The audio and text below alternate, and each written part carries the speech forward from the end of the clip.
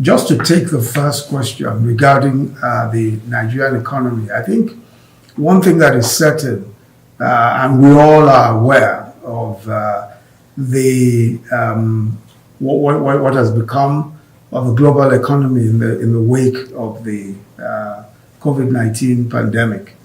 As you know, we were in 12 quarters of consecutive growth up until the last 2 quarters, where in the last quarter in particular, we went into negative territory. But as you probably noticed, our negative growth of minus 6.1% compared to several other countries is really not terrible. But we're not deceived by growth figures. We realize that there are very significant challenges. We're faced with several significant challenges, which is why, in response to the pandemic, we put in place a 2.3 trillion naira stimulus package.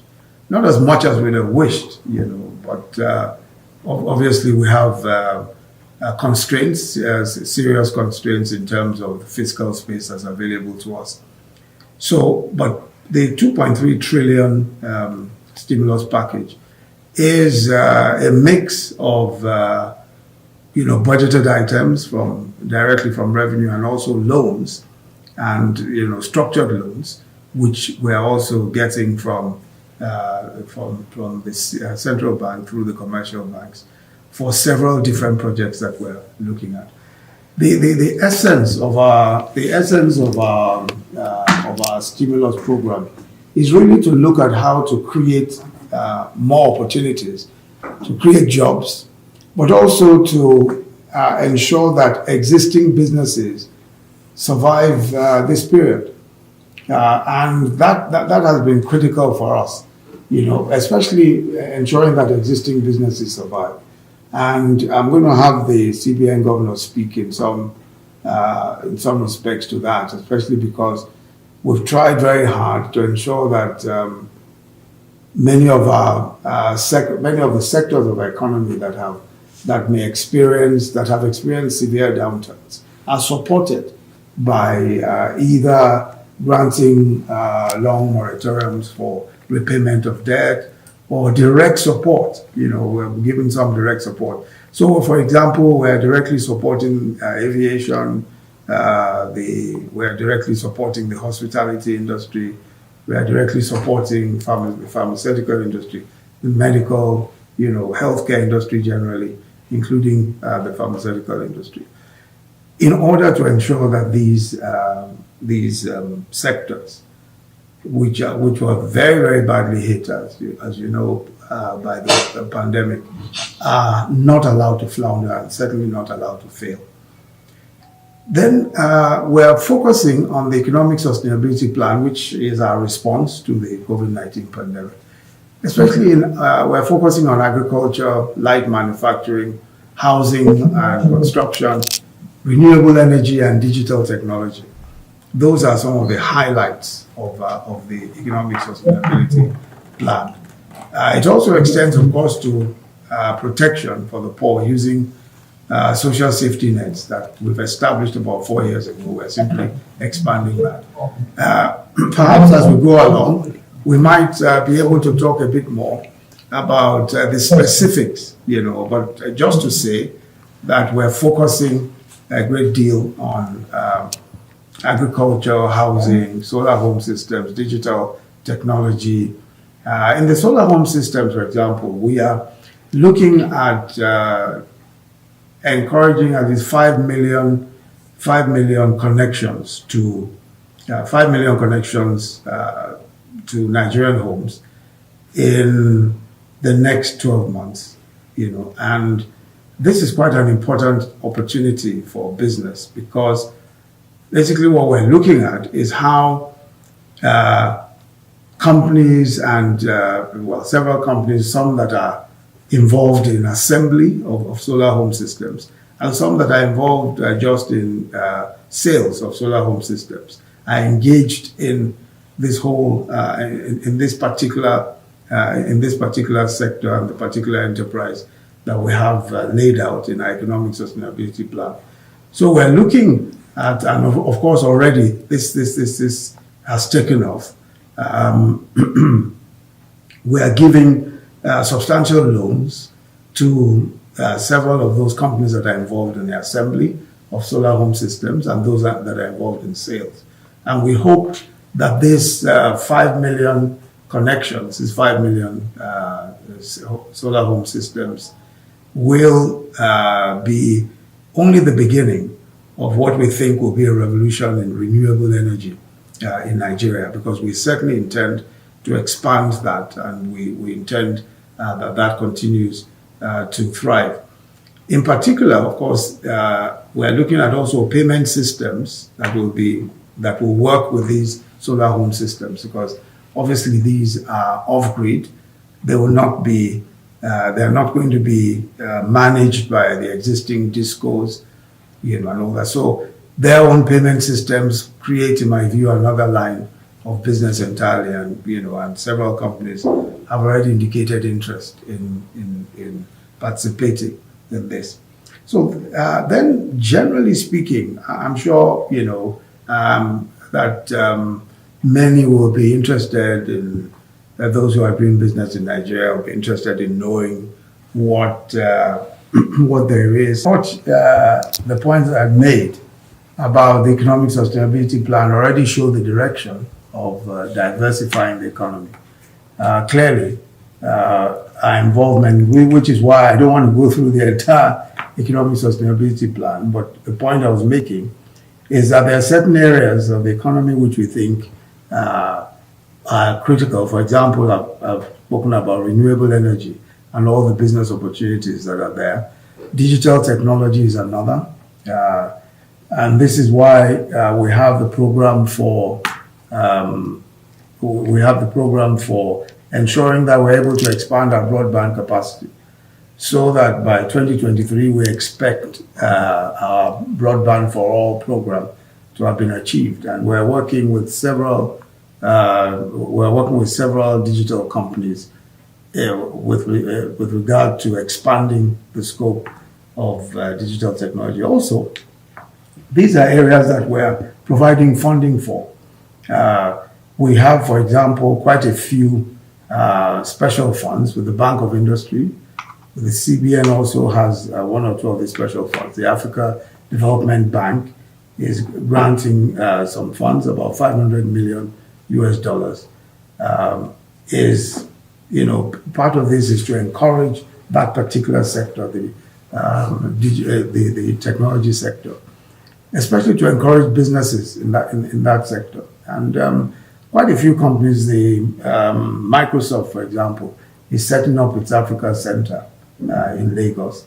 And we're looking at how, several other companies may be interested. Now, in order to encourage businesses, foreign businesses, I think the major thing is the work that we're doing with respect to ease of doing business. And we're in a relatively low tax regime for many companies. We have our pioneer tax status, which we continue to do. And also, I think that many companies who do business in Nigeria, despite the difficult times, we're hoping that they will be able to have as much access as possible to all of the agencies that they require help or assistance from. But in terms of just how competitive our terms and conditions are, I think it will best be spoken of by the businessmen themselves. We agree that there is, a challenging environment, and this part of this, of course, is structural. Others are, on account of what we're seeing all over the world. But one thing that you can be sure of is our commitment to ensuring that foreign investment is treated competitively, and that those who do business in Nigeria get the best possible terms. And your access at all levels to the relevant government agencies demonstrates that seriousness, that I'm here today with the CBN governor, with all of the different government agencies, also shows you that we're serious about doing business. I think the courts, generally speaking, our commercial courts in particular, are quite up to, or they're quite up to scratch. Sometimes you experience delays. There may be delays in the length of time that it may take to resolve disputes, which is why arbitration is also a preferred mode of resolving disputes. And I'm sure that most companies would have an arbitration clause in their agreements and contracts. So I would say that alternative dispute resolution methods such as arbitration, mediation, or conciliation, we should always be in contracts, especially where companies may be wary of going through a legal process that may be long drawn. But I think on the whole, the resolution of commercial disputes is one that we've done quite well, generally speaking, and I'm very confident that the high courts, the federal high courts, especially in the commercial nerve centers of the country, Lagos, Port Harcourt, Kano, are quite up to scratch, and I think that they do a relatively decent job. But as I said, one must keep one's options open. The alternative dispute resolution is something that we're promoting as government, and we're trying to create infrastructure for that as well, so that it's not just the litigation track. And I know that for most businesses don't even want to go to court anywhere in the world. They'd rather resolve their disputes through commercial arbitration. So I think that that's something that we ought to look at quite. That's an area that I think we ought to explore in greater detail. But otherwise, I think that generally speaking, Nigeria is a country that allows that constitutionally we are a liberal country in terms of the rule of law and in terms of adherence to fundamental rights and all of those, which is why we have possibly the freest press anywhere in the world. And that obviously gives rise to tension sometimes. But I'm sure that if anyone who's familiar with Nigeria knows that as far as the rule of law goes, Nigerians challenge everything. The press is ready to challenge practically everything. And we're in court every other day, which is why people like myself are able to make a living, or at least before I came here. Security, as you know, is sometimes more in the perception than in the reality. And if you look at what is going on, if you look at the country, for example, so when people Google and you look up Nigeria, you find a lot of information, especially on possibly the northeast, where we have Boko Haram, or perhaps some parts of the northwest. You will see that, now these are not representative of the entire country. And this is a huge country. This is a big country. So even when you talk of the Northeast is the size of the whole of the United Kingdom, add possibly Switzerland or Denmark, choose one of them. That's the size of the Northeast alone. So it's a huge part of it. This country is big. So, for example, even people in Lagos, for example, which is a commercial nerve center, or Port Harcourt, very frequently are not even fully aware of some of the information that's on Google. So I can understand how it is that a foreign investor may look at it and say, Nigeria, I've heard that there's some stuff going on in the Northeast. But I think it's important to put it in context. And those of you who have been in Nigeria, and those of us who are here, perhaps need to make this clearer to people that this is a massive country, and quite a bit of what is going on really is not necessarily representative at all, as a matter of fact, of other parts of the country where people may be doing business. In many cases even, it's not necessarily representative of the Northeast. So when we talk of the Northeast today, Borno still remains, the major problem area. But outside of Borno, in the northeast, you have Yobe, you have Adamawa, and several other states that are relatively free of any kind of security problems. Now, the problem, of course, is that if we go back a few years, I mean, there was a time when the Boko Haram situation spread to Kano, even to Abuja and various places. But that has been contained now to almost one spot, which is really Borno and northern Borno and places like that. So I think that just in terms of the security situation, the reality, the perception is much bigger, and it has to be expected than the reality. But just to the point about what government is doing. Now, aside from,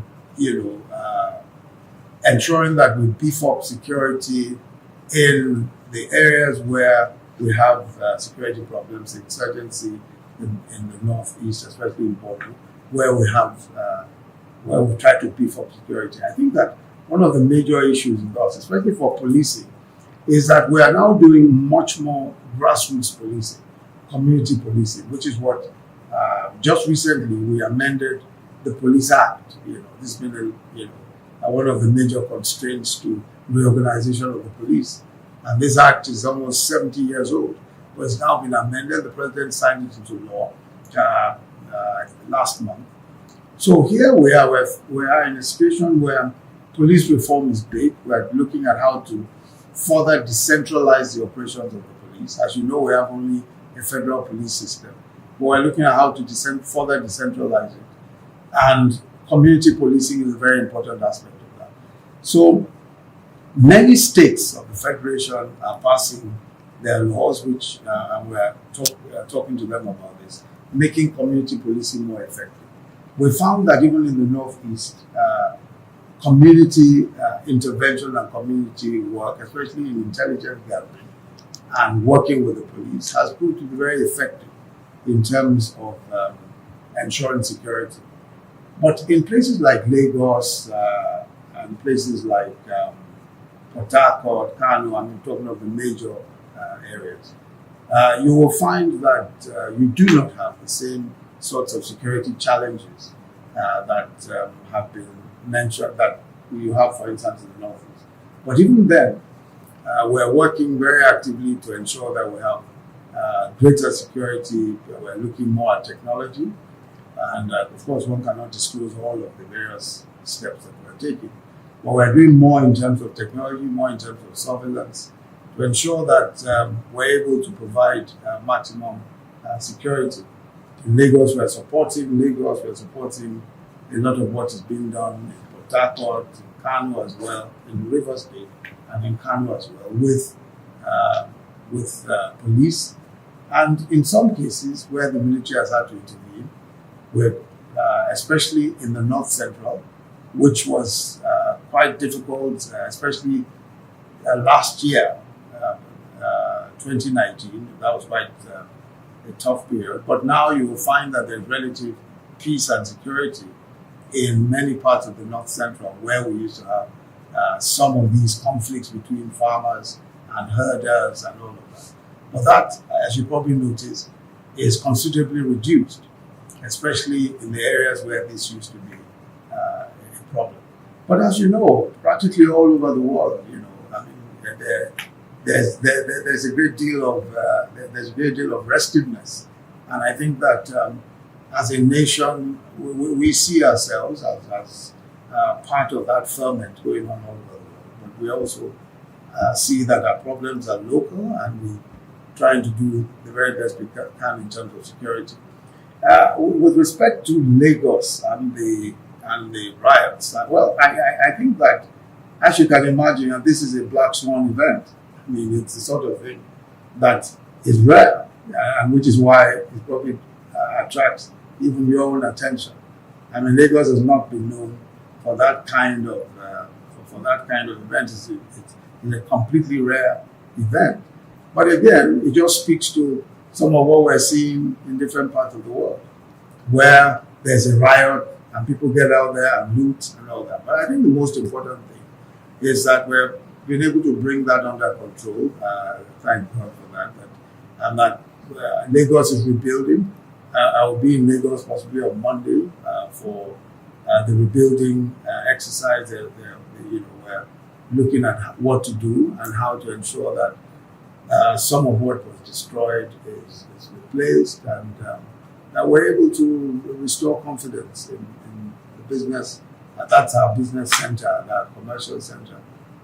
So we're looking at how to ensure that things calm down and that people are able to able to just get back to their lives. In 2019, June 2019, the president made a declaration concerning education, where he said that the first 9 years, where he said that the law respecting the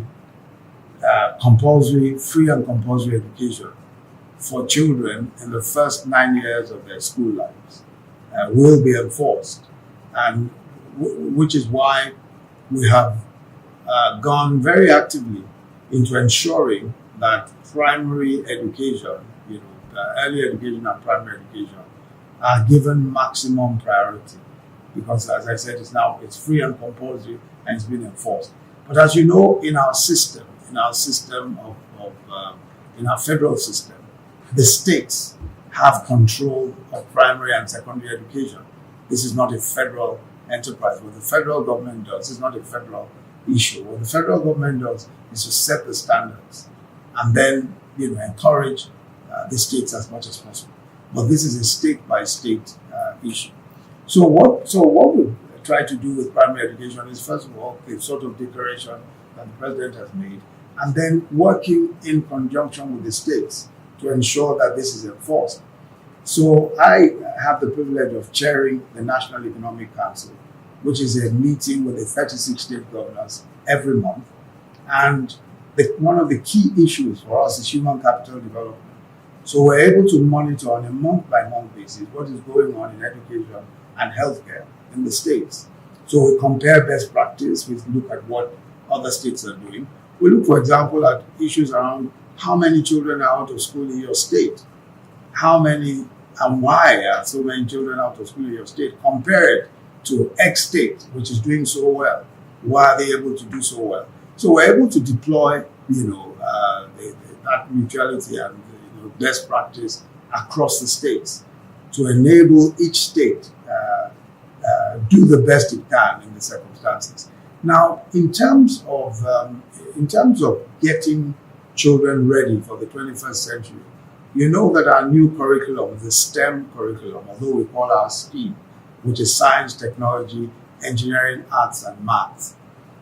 Now, so we believe that there is a need for us to re-engineer our entire educational system, which is why this STEAM curriculum is one that we're deploying now, and we're hoping that all of the entire public school system and the private school system will begin to implement this. But the most important part of it is that we're looking at issues such as critical thinking, ensuring that children are able to, think critically. Areas of, like technology itself, maths, emphasizing,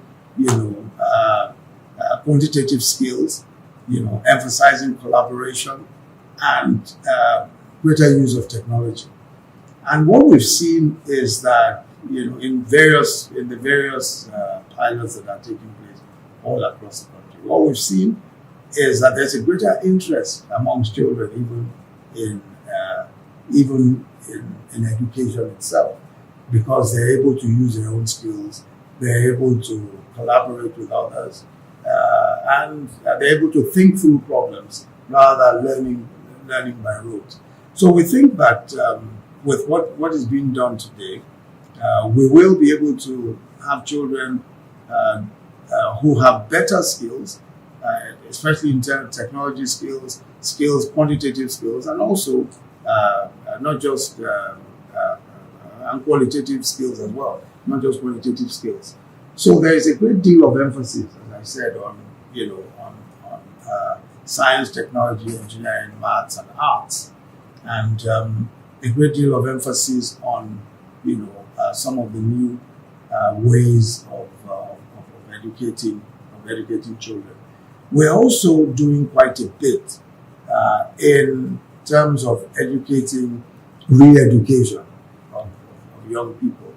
So, for example, we, as part of our NPower program, we have something called the NTech program, basically looking at retooling young Nigerians in skills that are relevant to 21st century jobs.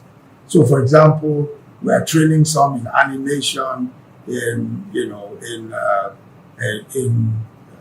program writing, and in codes, in writing codes and developing codes and all of that. And recently, we trained about 3,000 young men and women in the north and in the south. We had one in Edo State in just animation skills and in several of the skills that are in that particular ecosystem, because we think that that's a major growth area, and developing skills in that particular area has helped many to find jobs. So that's something that we're also doing, basically retooling and reskilling young people.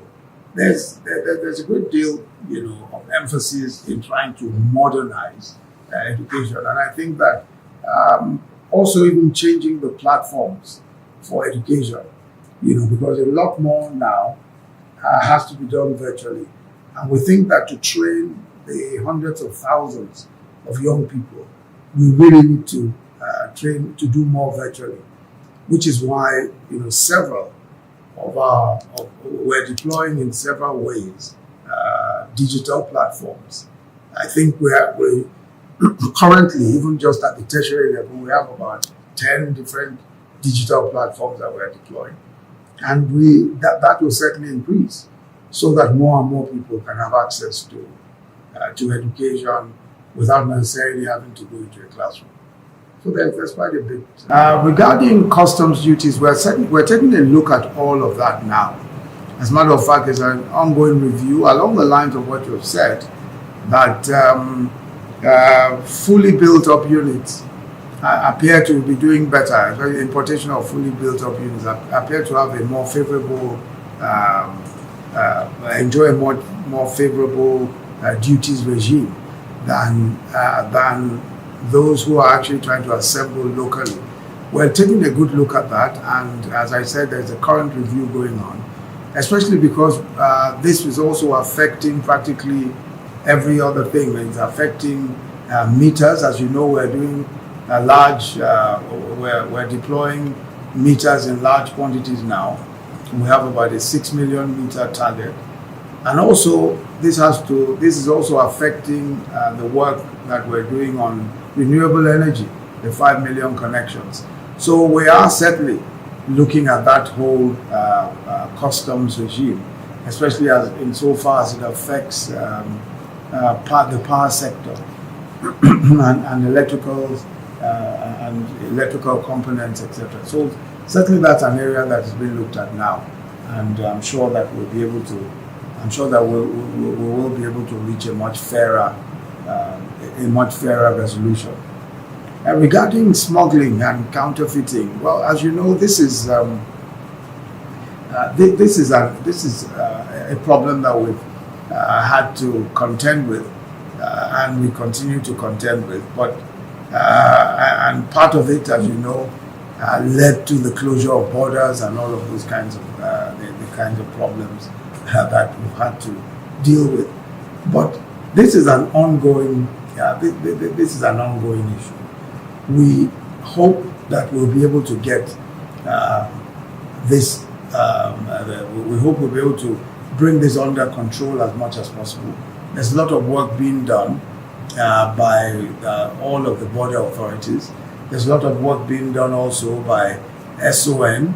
I wonder, SON is on this call, and maybe they might be able to say one or two things, especially regarding how they are standardizing products and trying to ensure that publicity is given to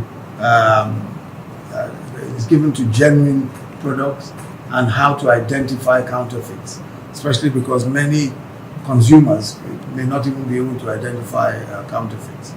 Perhaps maybe at some point I might bring in SON to say a word or two